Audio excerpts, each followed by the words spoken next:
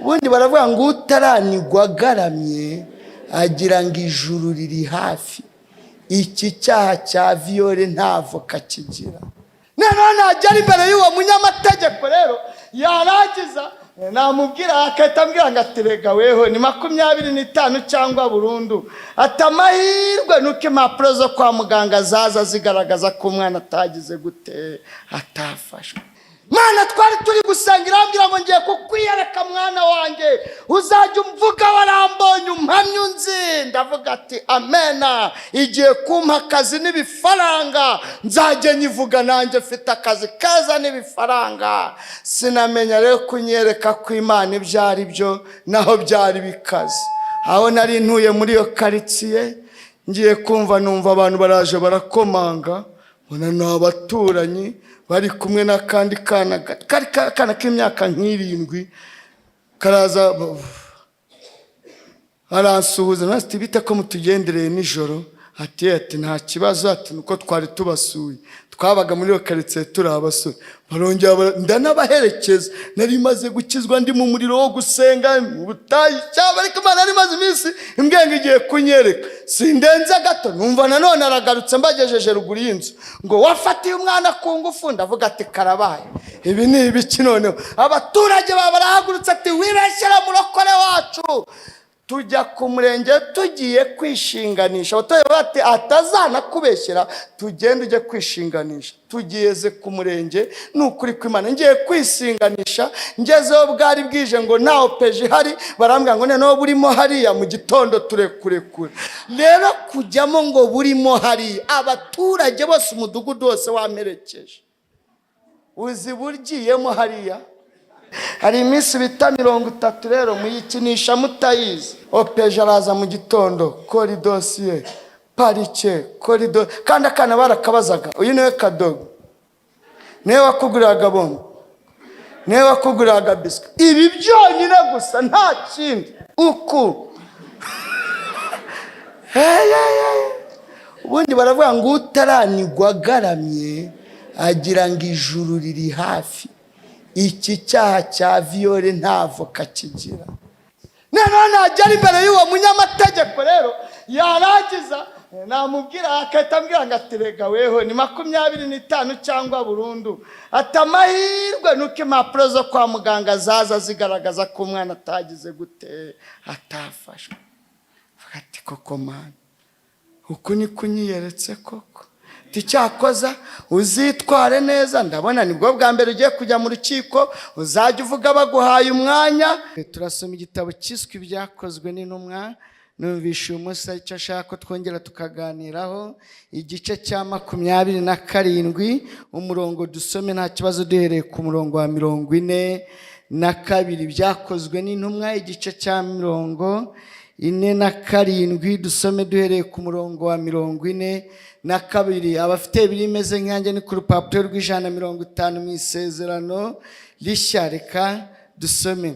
Haranditse ngo abasirikare bashaka kwica imbohe kugira ngo hatagira uwo muri zo woga agacika, ariko umutware utwara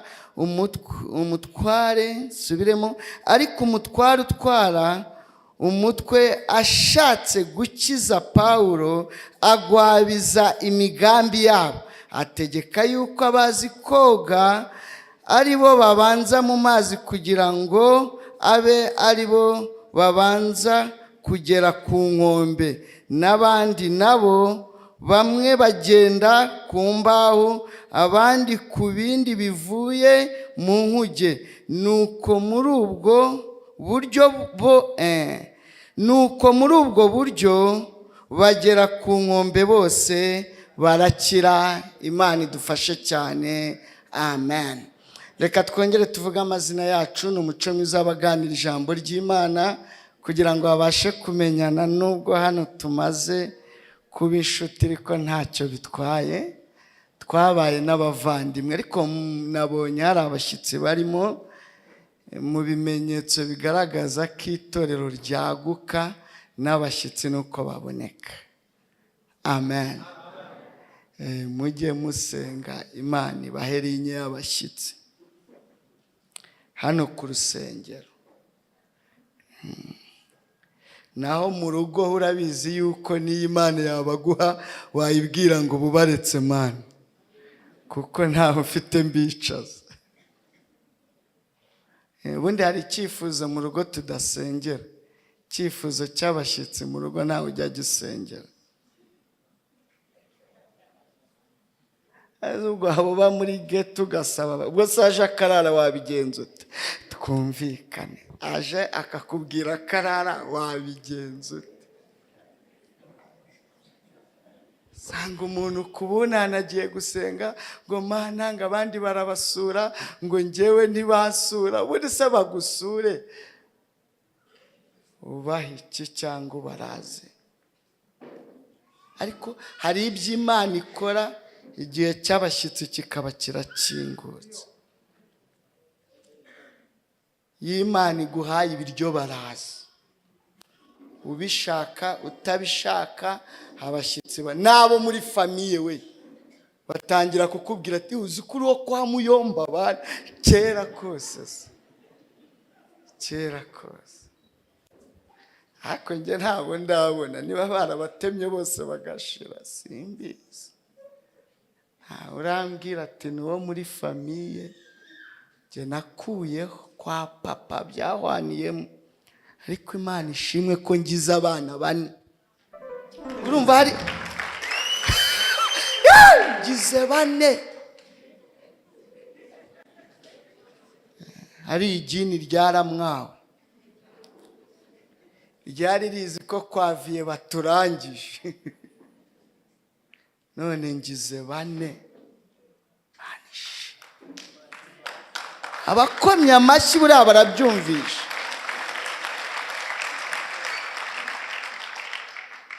Nge sinsura, ntawe njya kwereka umwana.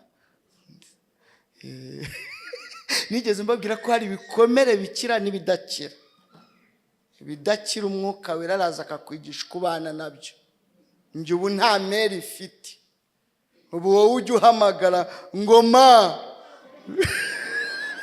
nge nakuyeho ma, ugaza ndabibwira nde.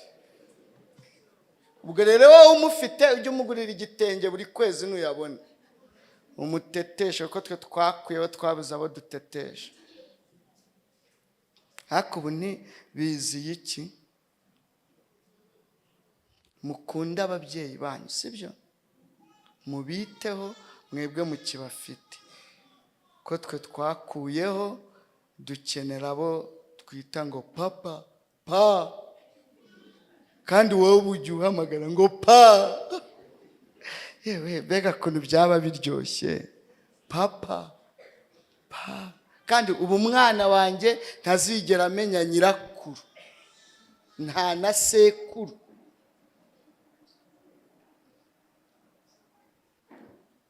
Mfite shangazi wa papa wasigaye, mwita mama, nkamwita nyogokuru, nkamwita shangazi mu buryo bwo kwivura ibikomere. Ariko niyo namwita mama ntago ari mama, ni shangazi. Ariko nanjye musura uko nshoboye. Arakuze, ari mu myaka 70, arwara sima n'umutima, ariko Imana iramurinda kugira ngo akomeze abone iterambere rya kisenge neza ke, kuko hari icyo Imana yavuganye nawe. Ariko haleluya, abo twabanye ubushize twaganiriye ku mwuka wera nka maneko. Rero umwuka wera yari yaramwongoreye ko atazapfa atabonye abuzukuru.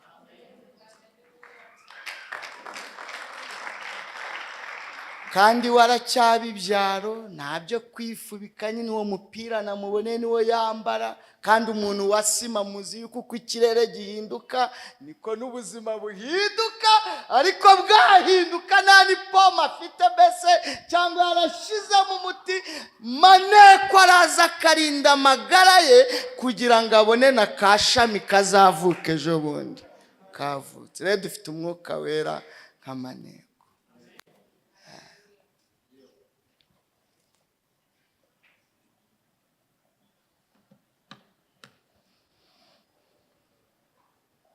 Imana ibahe umugisha mwinshi. Ababyeyi banyu mubakomereho, mureke kubatera ibikomere no kubakomeretsa. Byibuze ujye umuhamagara nka rimwe mu mezi 3 uri kumuhamagara, ko kumuhamagara buri cyumweru byarakunaniye, nongeyeho ukundi kwezi. Urumva hari icyo bitwaye. Ariko umuhamagare agusura i Kigali, yaragutetesheje agukoresha dede bigishoboka, akunombera ikijumba guhoreza amatara yaguha. None bakazi kabaye kenshi ntukimwibuka. Abantu bibagiwe mu rugo batajya kureba ababyeyi babo. Icyo akeneye si ukumwohereza kuri mobile money, akeneye no kukubona. Akeneye no kugira gute? Kukubona. Gerageza mu kazi kenshi ufite ujye gusura mama wawe, kandi nta mahirwe kuri weho. Uziko nta mwana ukuri imbere y'umubyeyi we. Nubwo nawe ugize abuzukuru, ugeze imbere ya mama wawe ubona ashaka kugukurura amatama, nawe unyumvire. Ubu ngiye simufite wankorora amatama, ariko haracyari ibyiringiro. Ikinezeza nuko nitugera mu ijuru tuzamenyana. Haleluya. Ijuru munsi tuzarigeramo tuzamenyana. Nzareba bashiki banjye mbamenye. Mfite gashiki kanje na karumuna kanje bishe nabi, babateye amabuye, babishe nabi, neramwe zabishe nabi. Ntabwo bigeze bakubita ubuhiri mu mutwe ngo bahite bapfa.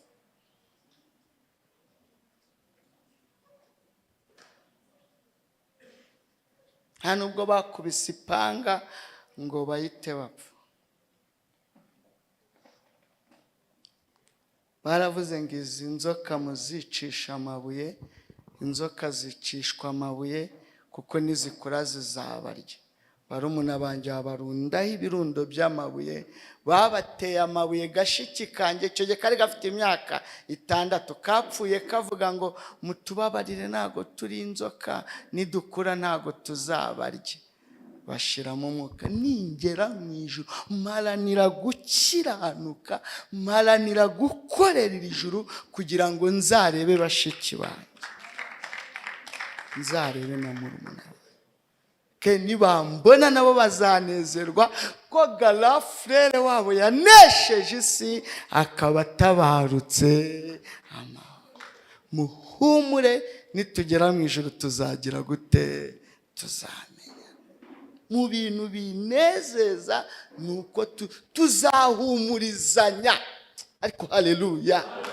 Iki gitaramo uko turi muba musirimbana mwakizemo 7 wa mugani wanyu, nitugera mu ijuru tuzibutsanya bino bihe. Ariko haleluya, nitugera mu ijuru ibi bihe tuzabyibutsa. Ni naha yanzu abantu wa mujena ari he? Iyi timu yose ari hano nimwe muzasirimu. Nanjye uwo munsi nzataruka muri icyo gitaramo. Kuri sente niwo uzaburiwe. 7 ari 7 ariko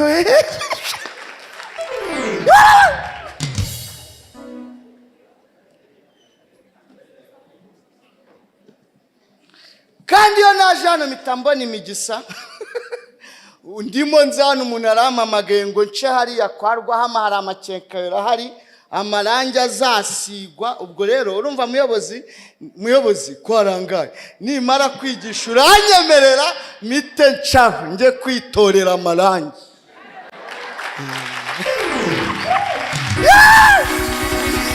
Iyo naje hano hari ibintu by'ibirinye bita bifunguye. Mutungi ibiganza uriya mudamu mu bwenge Imana imuhumugisha. Numvisha ari umudamu sindamubona, yamamagara ambwira ngo amarangi uzasiga na yahe. Ndamubwira ati sinzi kuyasoma ariko barayanyandikiye muri dovi. Arambwira ngo kanyereze kuri WhatsApp mpita nkamusunikira. Arangije ahita anyandikira ngo na yahe mabara uzasiga. ndamubwira ati nundushya amabara sinzi kuyavuga, ariko nimba mari ndajya nkwereka ngo nayangaye ko sinzi kuyavuga. Arambwira ati rero mu bushobozi bwanjye nanjye ndaguhamo 1/2, ikindi 1/2 Imana iracinzira ukibone. Noneho mitamubwira ngo ukorera hehe, hari ibintu mbese nawe ubaza wihuse umenye ko amavuta y'umugabo namuraye hehe, none se ubwo watinzamo ukajya yeshe. Ahita ambwira ngo kwa Rwaha murahazi muri rinye ntayoberwa rero, kuyo kwa Rwaha murumva sinayiyoberwa. Nanjye mvuye ibyaro vuba, ahita ambwira ngo hari amakeka rimesha hari uze tubonane. Tumwe ati nanjye ngiye kwigisha mu Giporoso aha nitwa Kaluva. Ubwo rero niyo mpamvu muzasirimba uwo munsi. Abapene mube muretse abapene bazabyina ikinimba natwe dusirimbi tutaruke.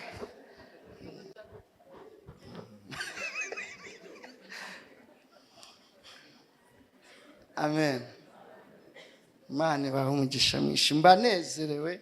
Umunezero wanjye ubundenze biba ari byinshi nakavuze muri ngiye muri aka kanya. Shime Imana, ariko mureke tuganire ku ijambo ry'Imana. Imana igira neza, Imana ihindura amateka, Imana iratabara, nta kindi kandi Imana ibikorera ni ukugira ngo nawe usubizwemo imbaraga.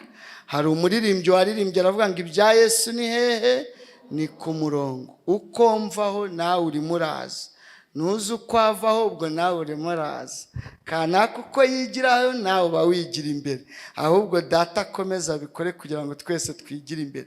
Kandi si ukwigira imbere tugwa, ahubwo turigira imbere tugana mu bwami bwo mu ijuru. Haleluya.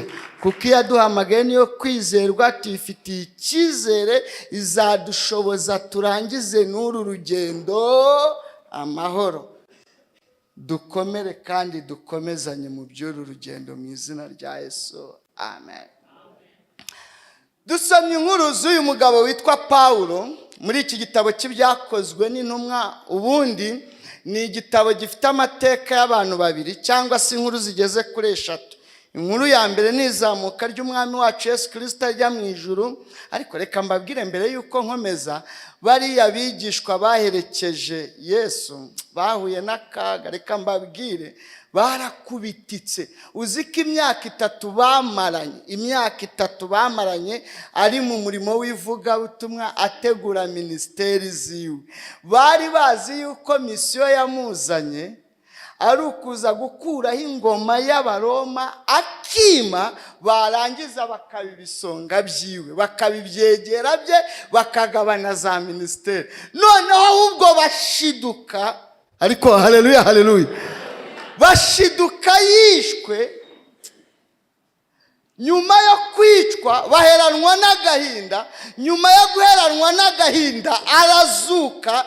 Hanyuma yo kuzuka basubizwamo morali, baravuga ngo nubwo yari yarishwe ariko arazutse.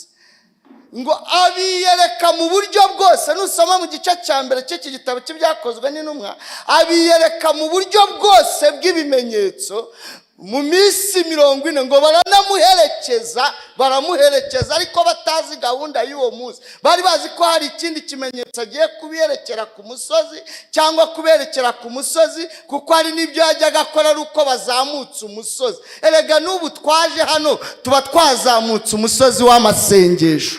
Haleluya. Ngo bamuherekeje bageze ku musozi, mu mpinga y'umusozi, atangira kubaganiriza. Abaganiriza babwira ngo nuko bagabo bene data. Kandi ubwo ni kari kuva hasi gake gake. Nuko bagabo bene data barazamutse ageze hano ku mabati. Arababwira ngo ibyiza nuko nyenda, ariko icyo mbasabye nuko musubira i Yerusalemu mukaba mu mwanya. Ngo ubwo niko ari kuzamuka yigendera arenga ku bicu. Ndagira ngo utekerereze aba bagabo ubuzima basigayemo. Ubwa mbere yarapfuye ku bw'amahirwe, babona arazutse, none arongeye abacitse bareba. Arababwira ngo uko mumbonye ngiye kandi niko nzagaruka. Mbese asoreza kuri aka kantu kavuga ngo nubwo ngiye iyarekeraho, nasoreze kukavuga ngo uko mumbonye ngiye niko nzagaruka. Bari kubivamo.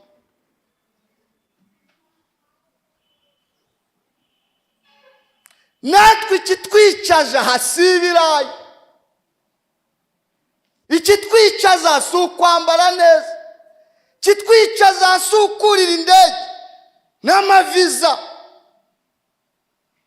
Ikitwicaje aha ngaha ntabwo ari ukubaka amazu n'amayetaje. Ikitwicaje aha ni uko umunsi umwe tuzabana n'Imana. Ariko haleluya, ababyumvisha Imana ibaha umugisha.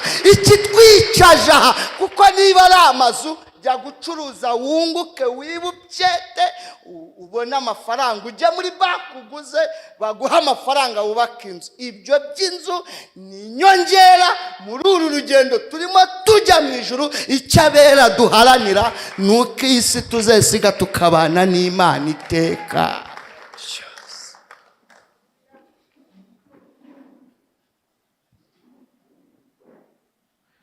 Tukabana n'Imana. Ariko haleluya, ndashaka kuvuga ngaruka kuri ijambo ry'umwuka wera. Iki gitabo ni cyo kigiye kugira amazina abiri, bongeraho n'irindi rya gatatu. Bari bagiye kucyitanga ibyakozwe na Pawulo, ko najya mbatangarize ko Pawulo ni ufitemo ibice byinshi. Bari bagiye kucyita ibyakozwe na Petero, Petero afitemo ibice byinshi. Ariko haleluya, haleluya, bari bagiye kucyita ibyakozwe n'umwuka wera. Ayo mazina yose uko ari atatu yagombaga kucyitwa. Kandi mbabwira n'uwacyanditse ni umugabo witwa Luka, yandikiraga witwaga Tofili. Yacyanditse kubw'impamvu ebyiri. Ariko haleluya, haleluya, ariko ndaneze iki gitabo Luka cyandikira Tofili zari impamvu ebyiri. Impamvu ya mbere, abigishwa babanye na Yesu ntago bemeraga umugabo witwa Pawulo, kuko Pawulo ahamagarwa, yahamagawe atumwa ku banyamahanga.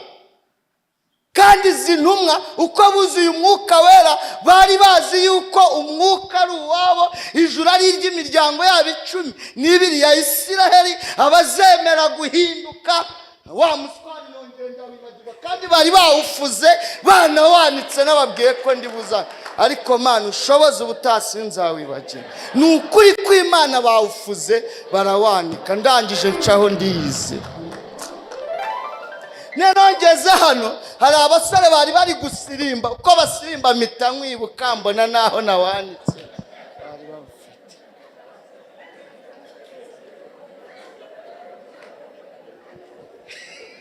ni ukuri kose bawufuze, maze n'iminsi mugendana mu modoka. Ati mufure ndajyaho ntongera kuwibagira. Uretse ko no kuntu bihanagura sindabimenya po.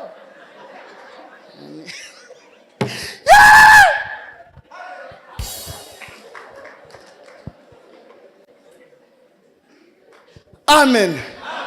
Haleluya, haleluya. Mana ishimwe, ntibamwemeraga. Luka agiye kwandika rero, Luka naramukunze ngo yagendanaga na Pawulo. Bundi mwe Luka ntabwo yari umwigishwa muri babandi 12. Luka yari yariganye na Pawulo. Imana ihamagaye Pawulo, areka akazi Pawulo yakoraga, areka iby'indonke. Mwibuka ko yakoraga mu rukiko rw'Abayuda. Niyo mpamvu yari yarahawe inzandiko zarenganyaga bavuga Kristo. Ahangari naho mbasobanurire kugira ngo mubyumve. Hari abavuga ko Pawulo atigeze ashaka. Pawulo yari yarashatse, afite n'umudamu. Ziriya mpuguro yazikura he? Kugira ngo ukore mu rukiko rw'Abayuda byasabaga kuba wujuje ibintu bibiri. Ijambo rya mbere, kuba wujuje imyaka 30. Ijambo rya kabiri, kuba wubatse ufite urugo, nibwo wabaga wuzuye, nibwo wahabwaga akazi mu rukiko rw'Abayuda. yari afite umugore rero yashatse kubera ibiceri Imana. Ubu hari abakobwa bategereje abagabo kubera akantu, yabona nta kantu ufite akagukuzaho. Adamu yigeze anyataka nanjye Mana. Tuvuye kwandikisha urukiko tugeze Gogosi, nari mfite envelope na Bibiliya, njye nagiye kwandikisha urukiko ndi kumwe n'urugo rwanjye rwose. Envelope yabaga irimo agapantaro n'ishati na Bibiliya yanjye. Ubundi nagendaga gutya ntari bugaruke. Kuri ya mwebwe Mutarama mwageza saa 12 saa moya mukabona mwakererewe gutaha, njyewe numvaga ahubwo twafatiraga. Munize nabaga mwabasozaga njya heza. Byabaga tugeze Gogosi rero sheri wanjye, uriya mudamu tubana wanyemeye, ahita nyitegereza, arabonye bangaruriye 5. Ahita mbaza ngo ariko ubundi sheri ugira konte? Mpita mvuga ati nababwiye ko sheri atangiye kuguhata ibibazo udafite igisubizo uvuga uhumba. Ndakubajije ngo ugira konte? Mpita mvuga ati sheri rero uko mbona imbere yawe ubu ninjye n'umutungo wanjye wose, cyutambonana ntukimbaze. Ahita mbwira ngo zana n'izo 5. Mpita nzimuha abana nabwo ndaburara. Iyo mbimwibukije ahita mpa icyayi. Ahita ngisa tihanganisha. Rero Pawulo nawe ariko dushimira Imana kandi mumutunga ibiganza muvuga ngo Imana imuhe umugisha we. Muntu wanyemeye ndi saa kintu, nje nari nejejwe mu mutima no mu mufuka no ku muryango, ahantu hose nari nejejwe. Ariko amen, Yesu ashimwe. Pawulo rero yari afite umudamu yari yarashatse, ariko amushaka kubera umwanya. Icyambere yari afite mwiza wo gukora mu rukiko rwa Kiyuda, icyakabiri amukurikiyeho indonke n'ubuceri Pawulo yinjizaga. Maze gukizwa rero ka kazi karahagarara. Amaze gukizwa ya mafaranga yari akijijwe yacyetaga na za ruswa yakiraga ntibyari bikiboneka. Yari umunyamategeko, ngo yarize Pentateuch, yarize ibitabo by'amategeko, yarigiye ku birenge bya Gamaliyeli, universite yari ikomeye, yari umunyacyubahiro madamu wa Pawulo. Ngo Pawulo yari umugabo mugufi ufite umutwe wa deforme umeze ukuntu wasaserika, ariko nubwo umutwe umeze ukuntu ikofi ibyimbye, ibyo ntago babireba. Nushaka uburesha utya apfa kuba kuri konte hari ikiri.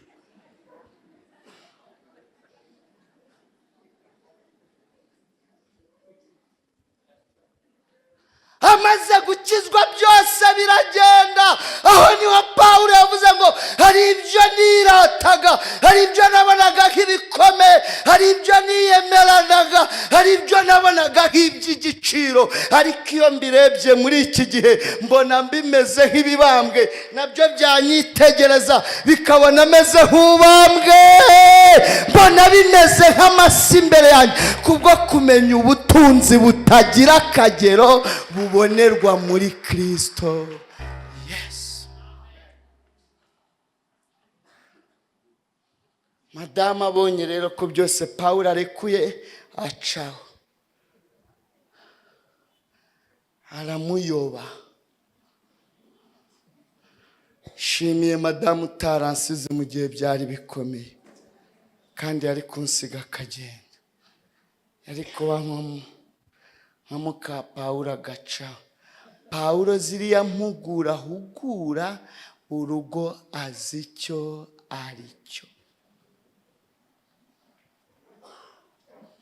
Uyu rukarera mu rugendo rwa Pawulo Pawulo amaze gukizwa, Imana ibona yuko ibintu byose Pawulo agiye kubihomba, iravuga ngo Pawulo we ntago nakureka ngo ugende, kuko hari aho uzagera inzara ikakwica. Ntago nakureka ngo ugende, hari aho uzagera bakagusekura ugakomereka. Ntago nakureka ngo ugende wenyine, kuko hari n'ikijisho nasekuye gihora kinindamo amashyira kivamo inyo. Ntago nakureka ngo ugende wenyine, reka nguheruka mugendane.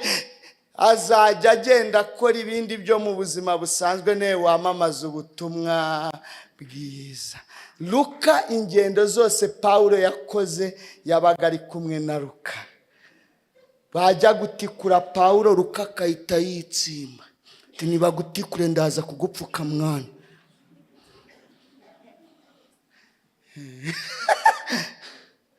Muri uru rugendo dukeneyemo ba Luka. Babyumvisha, Imana ibaha umugisha.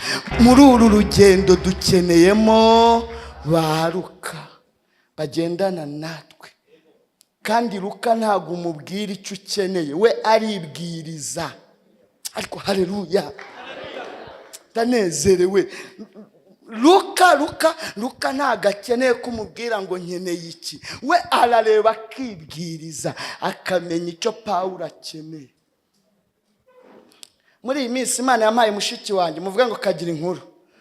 Ubu mfite mushiki wanjye uba i Burayi, ariko nakanaga. Mfite mushiki wanjye uba i Burayi, ndamushuhuje, ndabizi araza kunkurikira. Mwese ubwo urarakaye kutabaye mushiki wanjye sinkuzi.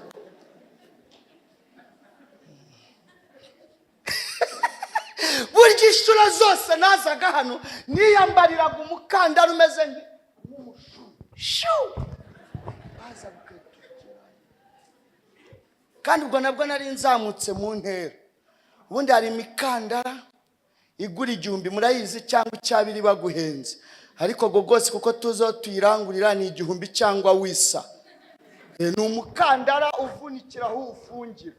Cyuka buri yashyije kayikura kongera ukambara ubundi. Ubwo nari nzamutse mu ntera 800, uyituhindurira gogose kayitukubita mu ndu kayitutarasa kajya kubuvuga. Nana Imana ihinduye rije jo bundi 2021 mba mpuye n'abamasayi, mitanguru wa Masayi neno muremure bugenda uzemuka nkahita muhinira kuko inyuma siki ajya kwivugira Yesu. Kubaha Uwiteka iyo bifatanyije no kugira umutima unyuzwe havamo inyungu. Yesu ubwo ne kujya kugura umukandara wa 15 ngo harimo ibiro 80 by'ibirayi abasore banjye nakuye ku mihanda bakarya.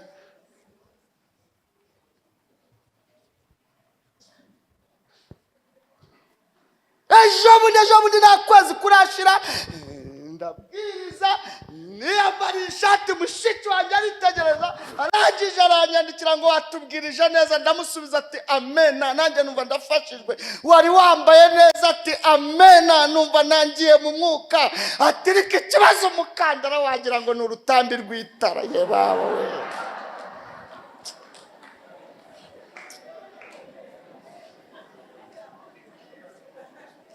zikari. Kandi ubwo nenzi ko nari narabahaye, none nibwo nahise mwitegereza we koko mbona ni dani. None kuvuga ngo amena biranana, mitavuga ati yego. Ahita mbwira ngo genda anyuherereza ibiceri. Nureba nyine urabona wewe udakuriye kuambara, ariko kuri njye ubu ndumva nambaye nk'imwe y'aba minister. Angurira 2.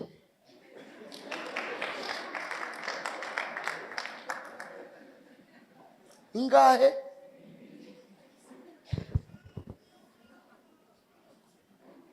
Ubu mfite n'uw'umukara, niwe nambayera. Nibagiwe nambaye wa shokora, mfite n'uw'umukara. Harabambwiye ngo nkunda gutanga ubuhamya, ndabutanga n'ejo bundi nzaza ntanga ubundi. Ikizakubwira kuri kumwe n'Imana nuko buri munsi gukorera gashi. muri uyu wa gatatu Imana igukorera gashya. Muri uyu wa gatatu Imana ibakorera iki? Nubona nta gashya uherutse ujye usirimbe cyane urebe ko yagukorera gashya. Kandi guheruka udakeneye kumubwira ibyo ukeneye, iguheruka ugira ihishurirwa. Amen. Amen. Amen. Imana iguheruka. Ka utagira ngo yayiguze ntafite amakuru. Imana yabimbwiye 9-7 bari imyaka irimo nta kwezi kurashira nibwo mbonye imikandara 2 z'icyari. None we ukijijwe ejo bundi ngo byatinze gusohora. Twe twarakanuye turanahunyiza turongera turakanura turacyanategereje hari n'ibitaraza. Niyo mpamvu dutanga ubuhamya tuba twibutsa aho yabivuye. Kwa turi mu butayu turi gusenga 9-7 yero n'umusore 2-7 nako turimo dusenga numva umuntu w'Imana atangiye gusenga, umwuka atangira gutanga ibyifuzo by'abantu bicaye muri iryo shyamba ari gusengera. Numva atangiye avuga ngo Mana umuhaye inkwano yaruhuka gatuza. Numva mubi inkwano sindimo mubasengeye kuko nta none ari bwatangire kurambagiza. Mana umuhaye y'inzu, Mana muha amafaranga y'inzu. Numva mu bakeneye y'inzu sindimo n'ubundi ndari ngangi nta ujya yinyishyuza. Numva aravuze ngo Mana umuhaye inkweto nawe yakwambara nk'abandi. Mpita nibuka ko izo nambaye zacitse munsi. Ndavuga ati Mana mbabarira uzima aho ni njyewe. Uzi inkweto zacitse munsi kiba ari ikigeragezo. Neno hari ugiye usura abantu ugasanga nugukuramo inkweto harimo amatapi. Imana ishimwe abakire benshi ntago bagishyiramo amatapa ahura n'inzu yose, basigaye bashyiramo amatapa angana n'ameza. Mwarebanye ko ibyo bigezweho angana n'iki n'ameza. Ari amatapi yabaga ahuye n'inzu byari ikigeragezo. Nenaho basura zaraturitse munsi rero hari systeme yo gukuranamo inkweto n'isogisi. Kuko n'ubundi nkweto amasogisi aba yaratabutse amano ari hanze. Mbese ni ukwambara isogisi urireba hano ariko amano ari hanze mu nkweto. Nakibaza kuntu uri bukuramo inkweto amano agasigara inyuma y'isogisi ugahitamo gukuranamo inkweto n'iki n'isogisi bikaviramo iki. Ikibazo rero haba mu mvura ugira ngo wateye amahina. Ndabeshe abantu bambaye inkweto zacitse munsi ibyondo birazamuka bigafata ibicinza ukagira ngo wateye iki amahina. Mwivumbi nabyo hagati y'amano mu gihe cy'izuba ubona ivumbi ryazamutse rigahura n'ubushyuhe bigatutubika. Gusura abantu bikabarekeye. Abantu bamaniranye inkweto n'amasogisi mwihangane Yesu ari ku ngoma. Si mwebwe mwenyine byabayeho nanjye byambayeho. Numva arasenze aravuze ngo Mana umuhaye inkweto byamubera. Ndavuga ati Mana nanjye ndazikeneye. Mana muha agapantaro yambare nk'abandi. Ku mutima ndavuga ati Mana ni njyewe ukeneye ipantaro muri abo bose muha n'ishati nawe yambare. Mpita mubwira ati Mana ku mutima ariko sinavugaga nyibonye najya nyitera ipasi najya nkambara ishati iri mu mukunjo nkumva uko bimera. Numva aravuze ngo Mana n'umukandara. Mpita nibuka ko ari imigwego nahambirije. Mpita avuga ati n'imikandara 2 itabuzeho Mana. Mpita nirwanaho. Mpita mvuga ati n'imikandara 2 itabuzeho 2-7 none ejo bundi nta kwezi kurasha.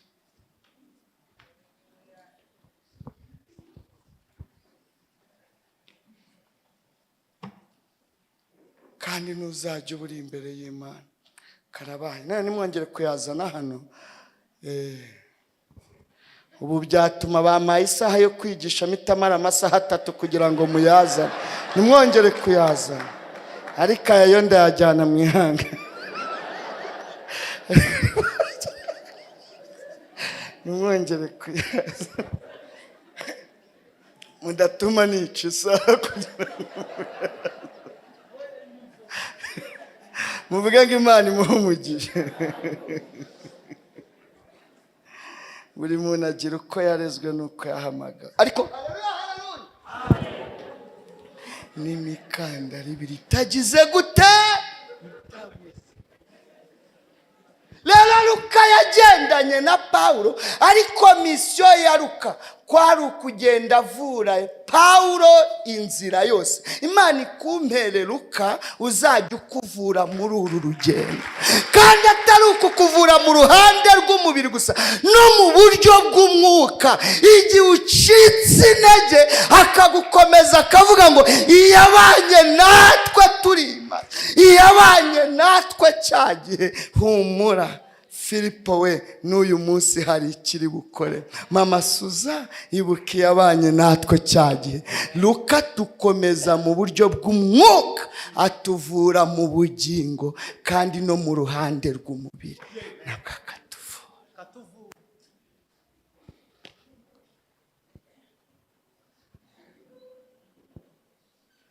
Shyamba rya mbere misiyo ya Luka yandika iki gitabo kwari ukugira ngo yemeze ba Petero, yemeze intumwa yuko Pawulo nawe yahamagawe n'Imana.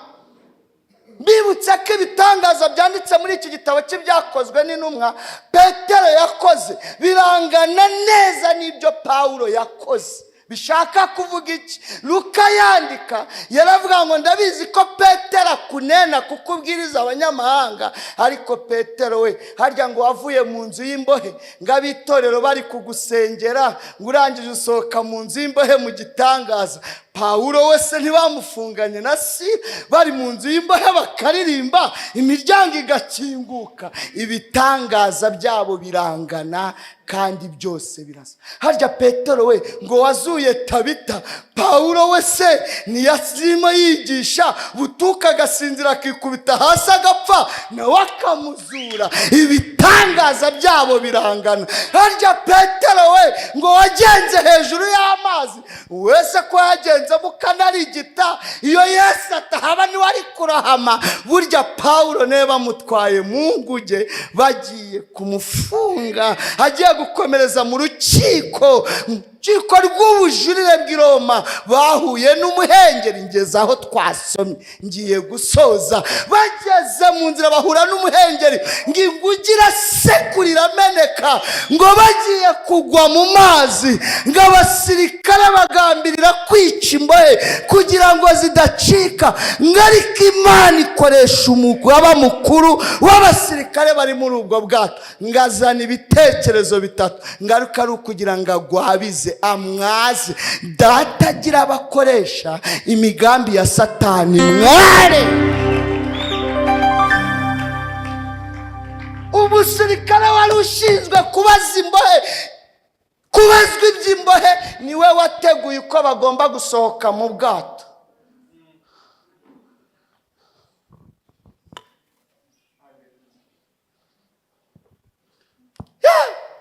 Petero we ngo harya uratambuka, ngo igicucu cye kigakiza abarwayi. Pawulo nawe asengera imyenda, bakayijyana bakayirambika ku barwayi bagakira. Yandika iki gitabo Luka yacyanditse kugira ngo yemeze Petero n'izindi ntumwa ko Pawulo nawe yagize gute, yahamagawe. Imana igira ibyo ikora kugira ngo n'abatemeraga bemere ko wahamagawe.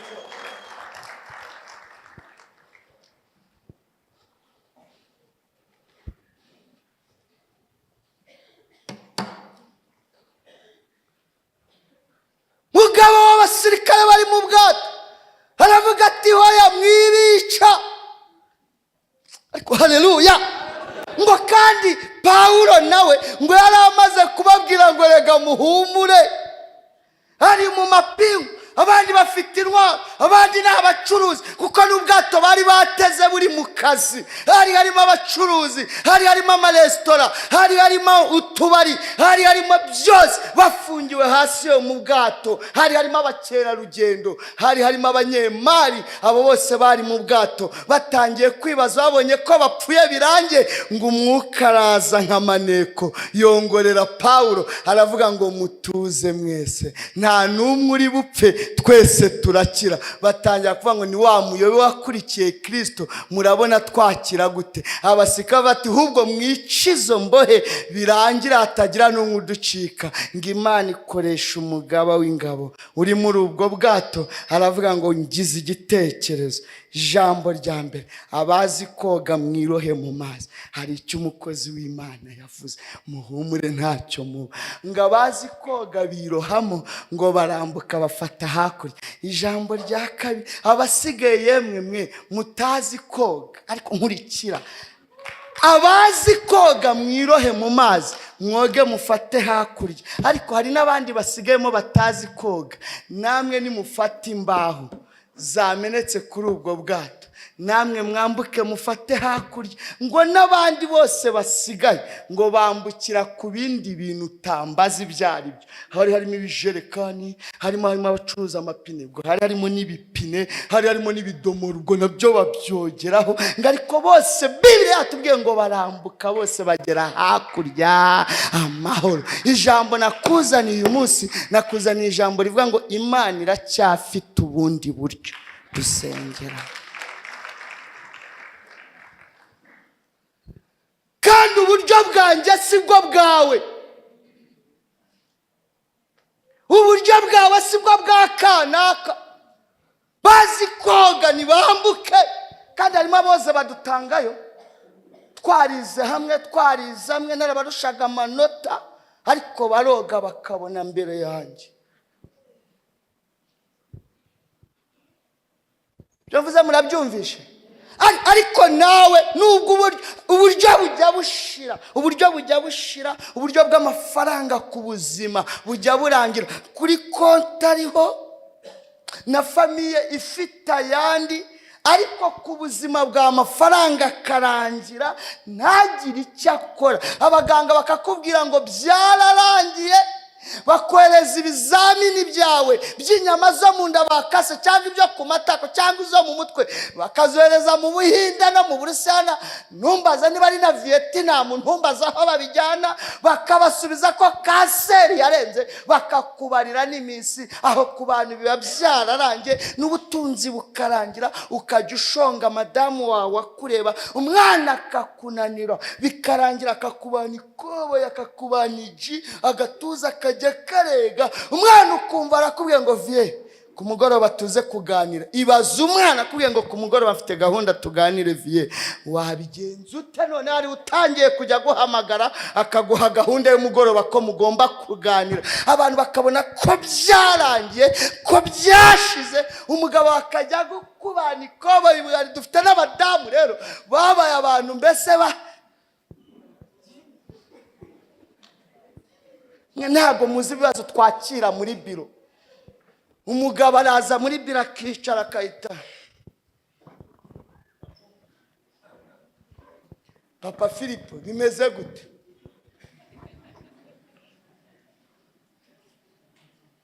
Papa Filipo komera, ihangane, Yesu arahari. Akimeze atyo, nka nyuma y'iminota 15 ayo uri kuvuga yose yashize. Pastor ndananiwe. Ukagira ngo wenda bamutereje cyamunara, ukajya kumva ngo namurambagije nta na bodaboda iwabo ndabubakira muhigishalo. Ubwito wegekaho umuryango ugashyiraho ridongure kamajwi yagabanyuka, bari ku muhanda batabumva. Dirore Pastor ndananiwe. Ati nanjye ramikofe tu. uburiryo umusomera muri Bibiliya ubwo se uwo wamusomera ngo ahirwe uwihanganira ibimugerageza wamusomera se ngo kuko umwami Imana azatabara uwo mugabo wamusomera se ati humura haracyari ibyiringiro wamusomera se ngo naho igiti cyaba cyaratemwe kizongera gishibuke azakubwira ati Filipo watuyoboye yagiye abisengeye Charles watuyoboye ahangaha yaraduhamagaye twicara hano muri biro Yohana wa mushumba wa undi wayoboraga paruwasi yatwicazanye n'imiryango nta kitandananiwe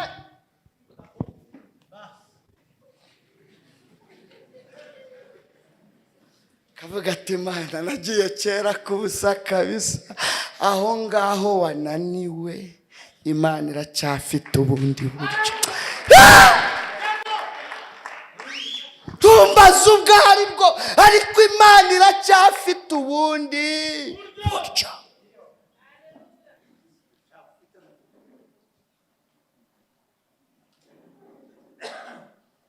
kibazo ufite ntago nkizi Mana yakuntumyeho ngo kubwiraga iracyafite ubundi buryo urabona byarangiye nta n'uwo wahamagara warajuriye wageze mu rukiko rukuru n'umuvunyi arakubwiye ngo ntabwo ndi kubyumva neza byararangiye ariko Imana iracyafite ubundi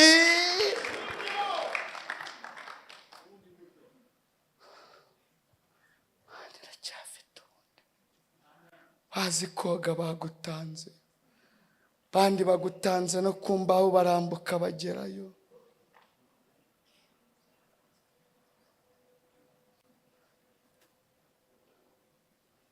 ariko hari ibindi bintu byavuye mu bwato ngo aba gatatu bambukira mu bintu bitandukanye nawe ikintu cyawe kirahari ababyumvisha Imana ibaha umugisha ngo haza ibindi bintu bivuye mu bwato humuriza ukwegereye umwijwi rutuje umubwire ngo humura ikintu cyawe cyo kwambukiraho kirahari kirahari kirahari kirahari kirahari wakwambukiraho ugakora ubukwe nk'abandi wakwambukiraho ukagira amahoro nk'abandi ugatuza ukaba umudamu nk'abandi byakunda ariko haleluya kaba umwe yaduhaye ubuhamya n'umukristo wanjye naramuyoboye kuri ADPR Kiruhura sengereza umudamu adakijijwe umudamu arihangana igihe kiragera arahukana kiwabo mu Mutara Geze mu Mutara wa mudamu arakizwa akira Yesu Kristo nk'umwami n'umukiza ngo bakora amasengesho basengera wa mugabo we n'umushumba Imana irababwira ngo bahaguruke bashaka amajyepfo Ruhango bumve ko ari icyo cyerekezo gusa ngo batere haleluya 3 zira haleluya mutera ngo haleluya abatabizi mujye mubare kujya uyitera unatitire bicaho byagaci Imana kureba ibyo ukoze hari abashyira muri logique mujye mureka bayishyiremo hari igihe wahabura igini rikaba rizezengeye bigacaho byagaci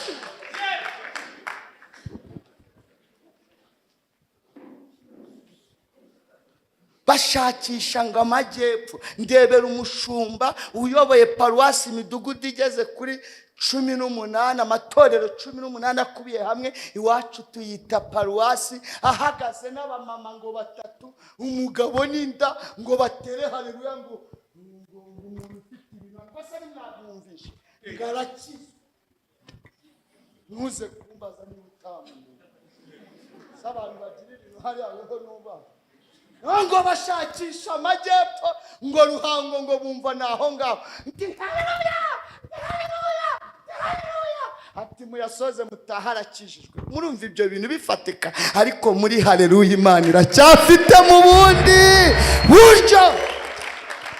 Muri haleluya haracyari mu bundi buryo.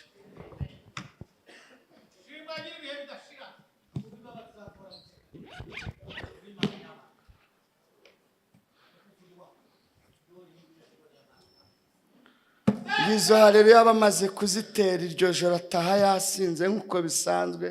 Kageze mu rugo atangira gutekereza ku bana be, gatangira kubatekereza ngo ariko ubu ibyubahiro mfite ntari kumwe n'abana banjye, ibyubahiro mfite ntari kumwe na madamu wanjye, no haleluya zatangiye gukora. Imana ishimwe. Haleluya zirakora we, ngirira ukwegereye ngo zirakora. Ziriya haleluya zirakora. Ko nyirasenge ava i Bugande haza gusura umuryango nk'abana batashye. Hari mu Kiyovu atereka njye kureba shangazi. Ahageze ngo ni umukecuru wakijijwe kera w'umuporoso. Aramubwira ngo mwana we, Imana ishimwe, bakanaka na bakanaka barangije urugendo barwanira igihugu, ariko nshimye Imana kukiriho mu isengeneza wanjye. Ngafata Bibiliya, nawe urabona Bibiliya y'abakecuru ku nibikuze, ngarayimuhereza. Aramubwira ngo iso yamaye inka, ngarika inka so yamaye zose, musaza wanjye ari we so, ngo zose ziri muri iki gitabo, ngo icyubahiro cyose kiri muri iki gitabo, ngo amafaranga yose ushaka uzaruhashaka, ngo yose ari muri iki gitabo. Akubwo haleluya zatangiye gukorara. Mwene rero ngo papa hano yicaye ngakajya avuga ngo ariko ubu koko uyu mukecuru ndamucika gute, numva n'inyotije. Tangira kwishyirishamo sone ngahita yitaba ngo bijyanye n'akazi. Ati murumva yuko mu by'akazi kabonetse ndagiye. Ngahaguruka agira ngo amucike. Mukecuru aramwatigaruka, ngo agaruka kugira ngo atababaza nyirasenge. Ngamufata mu biganza ngo sezera, ngakimufata atangira kumusengera. Ngo yakoresheje ibyo yize byose ngo yiyakuwo mukecuru, biramunanira. Umukecuru yamufashe, ngahubwo aramanuka arapfukama, ngashiduka yatangiye kurira. Ngo umukecuru arahaguruka mu ntege nke z'umubiri, ngamurambikaho ibiganza aramusengera, ava aho yakijijwe. Uwo munsi yakijijwe, umwuka wera nk'amaneko aramanuka ajya iwabo mu Mutara, hamwe umugore yahukaniye n'abana bari mu masengesho. Maneka ahita arabongorera ati kanaka araje aje gucyura umugore we kandi mumuhe nta bindi. Buracyagwa yatse imodoka arajya gucyura umugore we. Bari bafite amakuru avuye mu ijuru. Ubu babanye neza. Ni umukozi w'Imana, ni umuvugabutumwa, avuga ingendo za Pawulo. Ndaza kuguhuza nawe, azaza bubihera ubwo buhamya, we yabubaha mukabyumva kuruta uko mbuvuze. Imana iracyafite ubundi buryo. Hiya mugabo wawe nawe byashoboka, ubona byararangiye, Imana iracyafite ubundi buryo. Nigeze ninjira mu kibazo gikomeye, muvuge ngo kagira inkuru. Dore ko nzi kuyabara ariko meza akijijwe ajya mu ijuru. Mana twari turi gusangira, ambwira ngo ngiye kukwiyereka mwana wanjye, uzajya umvuga warambonye umpamye unzi. Ndavuga ati amena, igiye kumpa akazi n'ibifaranga, nzajya nyivuga nanjye mfite akazi keza n'ibifaranga. Sinamenya rero kunyereka ko Imana ibyo ari byo naho byari bikaze. Aho nari ntuye muri iyo karitsiye, ngiye kumva numva abantu baraje barakomanga, mbona ni abaturanyi bari kumwe n'akandi kana k'imyaka nk'irindwi. Karaza aransuhuza, ati bite ko mutugendereye nijoro. ati nta kibazo, ati nuko twari tubasuye, twabaga muri iyo karitsiye turi abasore. Barongera ndanabaherekeza, nari maze gukizwa ndi mu muriro wo gusenga mu butayu cyaba, ariko Imana nari maze iminsi imbwenga igiye kunyereka. Sindenze gato numva nanone aragarutse mbagejeje ruguru y'inzu ngo wafatiye umwana ku ngufu. Ndavuga ati karabaye, ibi ni ibiki noneho? Abaturage barahagurutse ati wibeshyera murokore wacu.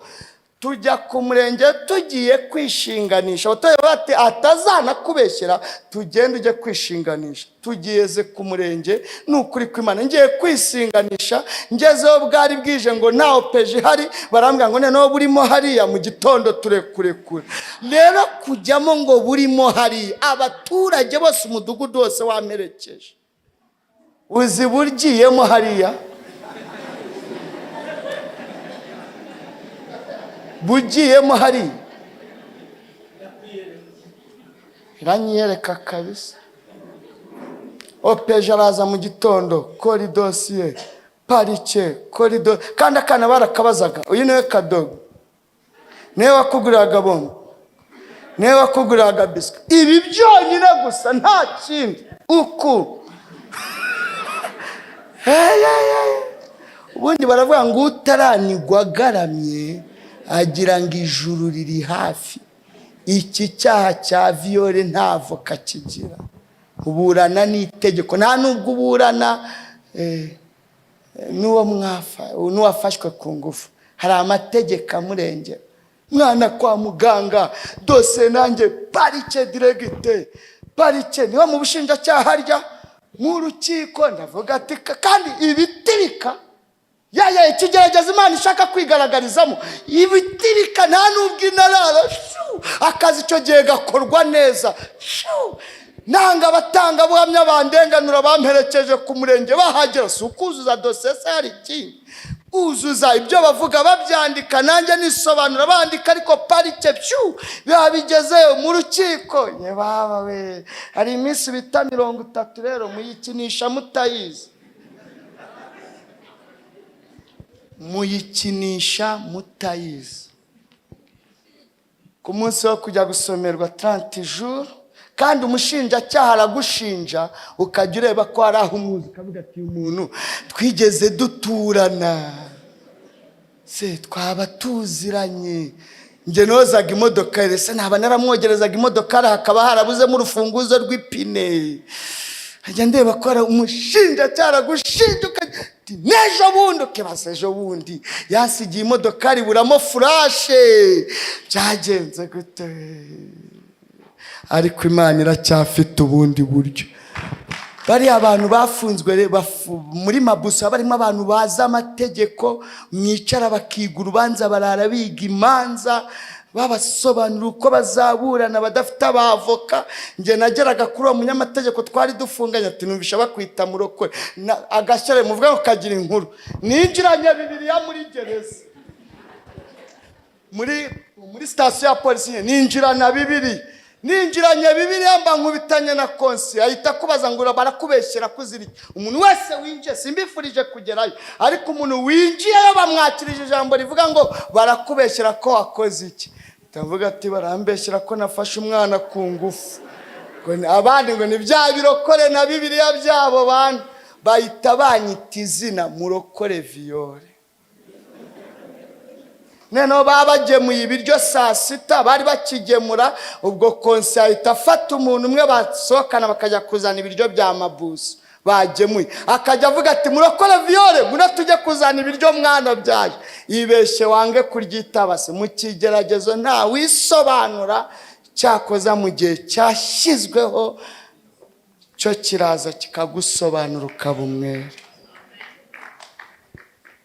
None ajya imbere y'uwo munyamategeko rero, yarangiza namubwira, akahita ambwira ngo atirega weho ni 25 cyangwa burundu. Atamahirwe nuko impapuro zo kwa muganga zaza zigaragaza ko umwana atagize gute, atafashwe. Ati koko Mana, uku ni kunyiyeretse koko.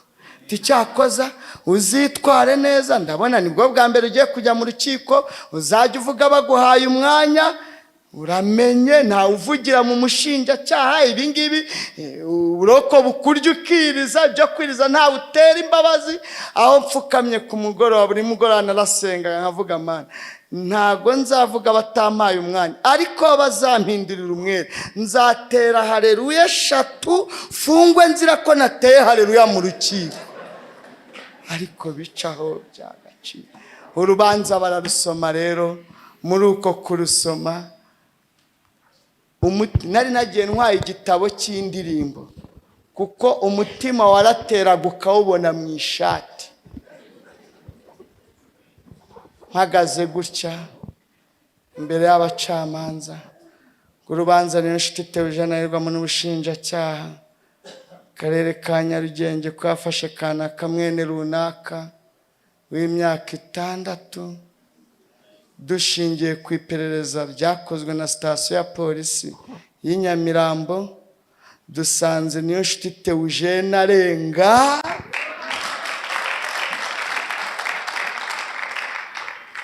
ibaze uko byakiriye wibaze nge wari uhagaze aho ngaho